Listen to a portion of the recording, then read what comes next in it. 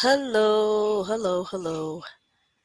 I am going to try to tag some people. It is Maestra Renee. I'm with Adelante Spanish for All, and we will be talking about our 28-day family language learning challenge a little bit more. Last week I talked about pre-planning. So we did talk some. Hello, Donna. How are you this evening? So last week we did talk some about pre-planning. That's my girl. She's my girl. She feeds my kids lunch every day at the park with the school program. So last week we did talk about pre-planning. We talked about setting some goals. Why do you want to learn another language, whether it's because it's a heritage language or maybe it's a language that you're learning together. Um, so if you haven't ordered the book already, I do have a free download for the pre-planning worksheet. The pre-planning worksheet is in the book. I want to show you the first page of it. I've already written in mine. So the pre-planning worksheet, I have a free download. You can look in the description up above, and it has a link. When you download, you are automatically added to the 28-day family language learning challenge. You can also order the book. The link is in the description, and we will be going through the challenge together beginning July the 1st. So I am going to tag a few people because I know there's some other people who wanted to be here today and share. Let me see how I can do this. I'm not good at multitasking. In fact, I was very happy to learn that multitasking is a lie. We actually do one thing at a time and we have to shift our focus. So, it's I like knowing that because as we do this language challenge, we're going to have to remember what our focus is as we, because it is a challenge sometimes to do a foreign language. So no multitasking. We're gonna do this. Okay. So now, of course, if you're going to learn more than one language, it's not a shift in focus. It's just you're doing two different languages, but you still have a focus. And I think as we start talking about the language, as we start the challenge in July, I'll probably talk a little bit more about adding a second language to that. So let me see. The 28-day Family Language Learning Challenge. Family language. Whoops. I'm not able to tag people the way we used to be able to, so it's a little bit difficult now. Okay, so I'm just going to share on my page. Okay, so those that are on right now, have you been able to go ahead and download that pre-planning worksheet? On the pre-planning worksheet, we began to talk about what are your reasons for wanting to learn a language. As I stated last week, it could be because something that you learned in school you want to pass on to your children. You may be a bilingual family, but maybe your children aren't speaking it to the level that you would like for them to be able to speak it. You may have extended family and it hasn't been passed down to the children. Maybe it's a heritage language from a generation back, and maybe you may be learning it, relearning it yourself. Maybe your parents didn't teach you.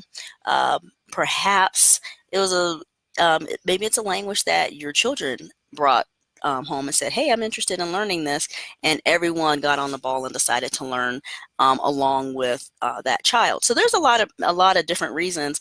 For me, um, we're a bilingual English-Spanish family, but I've always pushed my children to learn a foreign language. Since Spanish is in the home, it's not considered a foreign language. They grow up with it, so they're bilingual. So my oldest, we did Japanese, but I didn't know what I know now Okay, great. Karen, what what language? Oh, okay, so you're bilingual English Spanish then. You would like them to speak more Spanish. Okay. And I get a lot of families. There's a lot of families like that. I just did a conference on this past Friday at a homeschool conference. I just did a workshop, and in that class was a family that the dad is bilingual in German, and so he's wanting to pass German on. So it can be for any language. So the book, the 28 Days to Family Language Learning book, is good for any language, I want to point out. So there's a lot of different reasons as being bilingual, or it may be just a brand new language. I mean, all your reasons are legitimate. Learning a new language is, um, it helps expand the mind. It helps your children empathize more actually with other people because they're beginning to see different perspectives. Because with language is culture, with culture are different perspectives, and so language is really important. Okay, so any of your reasons are valid. I think I wrote in mine, what do I have here? Learning language is important for understanding others and not to always focus on ourselves. Um, and that's one of my reasons. And the reason why I chose Chinese for my youngest child was simply because um, I'm also an ESL teacher online, and I teach mainly children in China. So I became interested in Chinese. When my oldest was young, I was doing Japanese. Why? Because I had friends that were Japanese that were teaching me, and I wanted to pass that on to my oldest child. So whatever reason you have out there. Um, Also, part of the pre-planning, I asked, how can you make language learning a priority in your home, and think of what could be a setback. Some of the setbacks I wrote were attitude. It could be my own attitude. It could be my child's attitude. Sometimes our children don't want to participate. Um, I know in my family, when I do Mandarin morning, it's at 8:30. And it's like, why does it not start earlier than that? Well, our morning routine will start earlier than that. Well, I remember when I was learning Spanish, I told my then boyfriend, now husband, I don't understand Spanish before 8 a.m. and I don't understand Spanish after 8 p.m. So that was the limit that my brain could take. So going off of that, I was like, I'm not going to start Chinese anytime before 8:30 for my daughter because she's also not a morning person. She's very much like me. So it could be attitude. So that's how I get over that hump. As far as attitude, I don't start too early in the morning. Okay. We may forget words, we may be tired. Not having support is a big one. And we will talk more about that as we talk about our resources. We're going to start with one routine. We're going to start with, hey, Sean, how are you? I enjoyed your live. I was late for this live because I was listening to you, by the way. So, the routine that we do is breakfast time. I like starting with a meal time because that's usually a time where we're all sitting together anyway, or at least it's something that we have to do every day. Everyone eats. We all eat every day, right? So, I chose breakfast because if it's not at breakfast, it can kind of get away from us. We tried doing lunchtime and it didn't work. By dinner time, my husband's home and he only speaks Spanish to my child, so doing Chinese during that time isn't going to work. So for us, it's breakfast. Um, Let me move on. So great, you're welcome, Sean. I really enjoyed your homeschool talk. So if anyone has anything you want to jump in and say as far as your priorities or your goals, you can jump in and type them into the comments. Um, Another part of the pre-planning was, what do you already know in the target language that you can start with tomorrow? Okay, so the things that I knew was in Mandarin was asking, what do you want to eat? And I learned through a tutor that we don't use those exact words. They always saying, what do you like to eat? But she said, no, we said, what do you want to eat? So I changed my words, or what would you like to have, or something like that. I don't remember the exact translation. but she taught me how to say that. We know how to say, I want to eat this. I want to eat eggs, milk, bread. Um, I have or I don't have, and I like or I don't like. So those were the simple things that I figured out that we actually really, really know. Um, what we would like to know, I would like to know how to say, go ahead and have a seat, sit down. I realized in one of her lingo bus lessons that she does that she actually learned how to say that. And I hadn't written that down. And so I'm going to have to go back and learn that again. Things like, get a spoon or, get a plate, and learning other foods and drinks so that we can talk more about that. And then as we learn those sentence patterns, then we'll be able to continue. Okay. And remember that this is fun, and what are some ways we can make this a fun activity and not a chore? I don't have an answer down there yet. I'm almost there.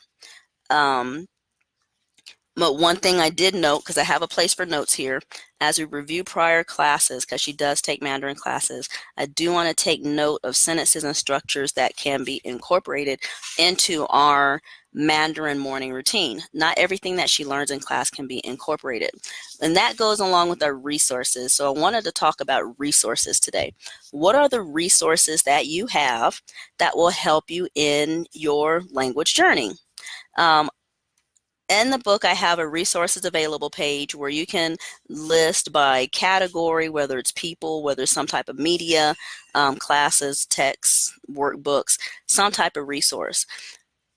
What I wrote down first was mostly for my daughter. Like, for example, for Mandarin, she does take lingo bus lessons, but that's not necessarily all integrated into our Mandarin morning, but it's her Mandarin, some of her Mandarin exposure, and she is getting some sentence structures, and I can take something from that to add, to integrate into the routine. I do have a workbook called Big Chinese for Little Hands, and that's to help her with characters. So again, that's not quite part of the routine, but it's to help her recognize the language, which I also feel was important. We also watch a lot of Little Fox Chinese. This is for more exposure. When you're learning a language, it's really important to have at least 10 hours a week of language exposure. I mean, it's better to have even more. So we're talking, if we're looking at just Monday through Friday, we're talking about 2 hours a day of language exposure, whether they're TV shows, movies, songs, CDs, just listening, because what we're trying to do is to get the sounds of the language ingrained in the brain. When you think about how we learned our first language as a baby, all of our time when we were babies was just listening to the language. All we did was listen. We weren't trying. We weren't trying to imitate at that time. We were just soaking in the language. So as we're doing our second language, or maybe even your third language, if you're a multilingual family, a big chunk of it is just listening, because your brain is starting to incorporate those sounds into the brain. After you've been listening for so long, you may find that your brain starts babbling in that language. I do know that when I was binge watching one Chinese series, it's called Rise of Phoenixes. I was binge watching that 2 to 3 hours a day because it just got so good and I couldn't stop. My brain started babbling in Chinese. Now, they weren't real words that I know of, but the sounds were there, and it was just all I could hear was a bunch of babble. And if you think again about your first language, when you were a baby, after listening for so long, then you started trying to mimic the sounds, and we call that babble. So these are just sounds. So this is a natural progression of learning language. This is why it's so important to have exposure. Hello, Carmen. How are you? How are you, Carmen? Good to have you on today. So this is why it's really important to have so much exposure to the language. Again, at least 10 hours a week of listening to the language in as many different formats as you can.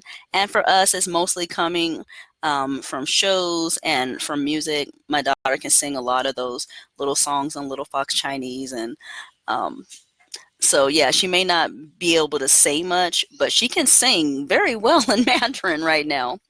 Um, and then as I was writing down resources for my daughter, which was a little bit separate from the actual Mandarin morning, I realized that I need to write down resources for myself as well.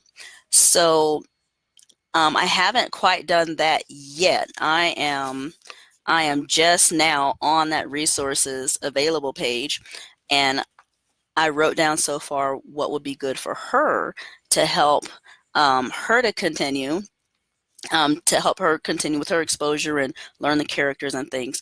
But since I'm the one taking the reins, that means I'm going to have to learn a little bit more myself. So one of my resources is italki.com, because they have tutors on there, native Mandarin tutors, and I've used two so far, and I was able to tell them this is what I'm looking for because I'm trying to do this routine, so I'm needing this type of information, and they're able to help me with that.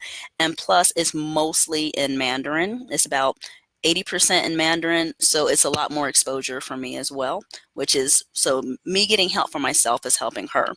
Um, there's also like little online courses and things like that that I take that I can also write down. So when we think of resources, think also not just for your child, such as classes or just different kid shows or things like that. Think of resources for you. What's going to help you to be able to continue um, moving forward with the language learning with your children. Um, One of the resources available I have here are people and events. So people are a very important resource. We don't really learn, excuse me, we don't learn as well through media and secondhand screens as well as we do through real people. And a lot of people, they'll say, like put on what was that came out a while back? Um, I don't want to name any names, but they were saying to expose your kid to this screen, so many hours a day is going to make their brain expand and all this other kind of stuff. Um, but what research has shown is, especially for babies and children, and probably and for us as well, is that they actually learn more with a real person than off of a screen. So even if you do have those videos that you're watching, like I said, we do a lot of video watching. It's mostly for the listening, but for production, there's more evidence showing that when it's with a real person, and it's more interactive, then you're actually learning more with the real person. So yes, exposure with the songs and all of that, but make sure we're getting in front of people. This is going to be part of our support system. So one of the things I wrote, so my daughter, she does have lingo bus lessons, but that's only 25 minutes a week. That's not really a whole lot of interaction with a real live person. Um, so I'm looking at things such as Chinese Saturday school. So I had to find what is near me that we could possibly do. Maybe we can do that, because that would be an extra two or 3 hours a week. That is really important. So one of your resources should be some type of support system in learning language for your child as well as for yourself. For myself, um, I belong to a lot of, basically a bunch of Facebook groups. There's a lot of bilingual family Facebook groups right now, but even having someone that's right there with you, even if they're not trying to learn the same language, is so really important, especially on those down days when you're thinking, my daughter's trying to sneak in here right now. When you're thinking, I don't think I can continue this because today's just not the day. and you have someone in your corner that's able to push you along and say, hey, you can do this. We also have our bad days, and this is how I got over it. And then you're just supporting one another. I do know that Tiara Harris, she does chocolate sushi roll. She has a great video. I posted it on my page, I think last week, about having a great support system. Um, and it's a really good video to watch. And that's part of your resources. Because remember, in your pre-planning pages, you did say, well, these are some of my setbacks. Well, maybe having that real live person in front of you as part of your support system is part of you helping you get over those setbacks, you getting over those attitudes, or I'm just too tired, or I'm just really lazy today and I don't feel like doing it, whatever that setback is. So make sure when you are writing down your resources available, make sure you have people and events. Now, people can also be the people that's in your extended family. For example, if you're a bilingual family that speaks the language. So who can you get on the phone with? Who can you call through Messenger? Who can you Skype with? Who can you FaceTime with that's going to help you continue practicing the language and making it relevant for your family? One of the main reasons why children don't want to continue or do a language is because they don't feel like it's relevant. Everyone else around them is speaking English, or if you're in a different country, everyone around them is speaking Spanish or German or French, and you're bringing in a completely different language and it's no longer relevant. Make it relevant for them by bringing in those people. Those are part of your resources. Bring those people in, talking to your children, so it makes it relevant for them. So if there are any questions, that's what I had for resources today. I think I'm going to come back on a little bit later this week. I want to see what resources that you guys have found that are helpful for you, and we can have a conversation about this. This is going to help other people that are part of the language learning challenge as well. So, what questions do you guys have? We're going to be beginning the challenge on, I believe, the 1st of July. That is next Monday. So if you have not already got your book, you should go ahead and get your book. You can start with the pre-planning sheet. There's a free copy of the pre-planning sheet. There's a link right in the description. There's a link also to the book. You can order the book. It's currently on sale right now. It'll get to you in about, a week and a half, I think. Doesn't take long to reach you. So, were there any questions today? I'm really excited about starting this challenge. This is just as much for me as it is for others out there. So I'm really looking forward to it. It's really going to keep me accountable as well as we go on for 28 days and making this routine and making this real for our families. Okay? All right, guys. It was great chatting. So I will talk to you later this week. Ciao.